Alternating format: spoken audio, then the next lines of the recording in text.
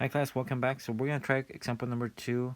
We're working on the compound interest problem, and we're given that a bank features a saving account that has an annual percentage rate of 4.6% with interest rate compounded weekly.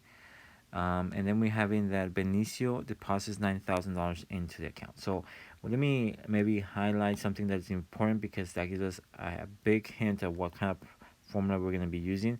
Because this is compounded weekly, we know that we're going to be using this formula, right? Because it requires a period. Now we're going to find P. P is the amount of money that is being deposited, which is $9,000. R is the interest rate, which is 4.6%, but when we are using it in the formula, we need to rewrite it in decimal form. So it'll be 0.046. And then lastly, N is the number of periods in a year. So this is compounding weekly. So the period is a week. How many weeks is in a year? That's 52. So there you go, right? We found all the information. The next part is to find out how much money will Benicio have in the account in 8 years. Let's round this to the nearest penny. And we can see here that this is an example where t will be 8. So let's write down the formula.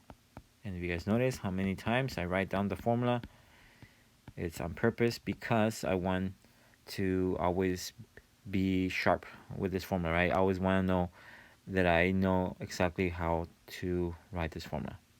So memorizing without even trying. So let's replace P with 9,000.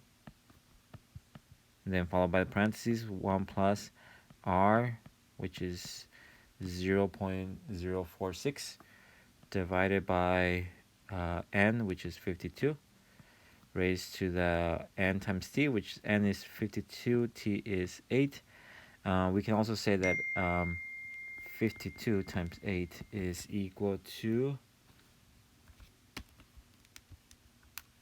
52 times 8 is 52 times 8, 416.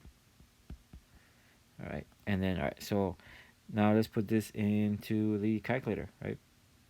So there you go. We don't need that big of a calculator, so here we go.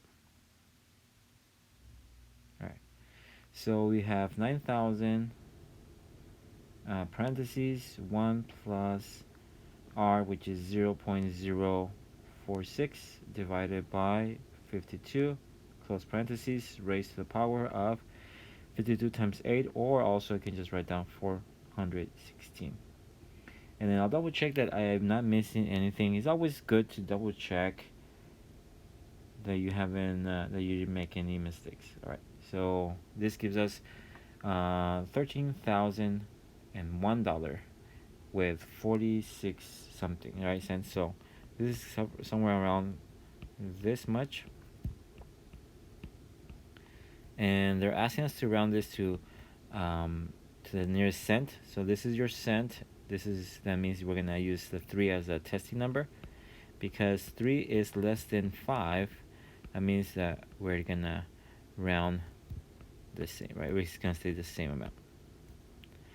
All right, and so our final amount is going to be $13,001 with 46 cents. And for the last part here, when we find the annual percentage yield, we're gonna use the formula 1 plus R over N raised to the N minus 1.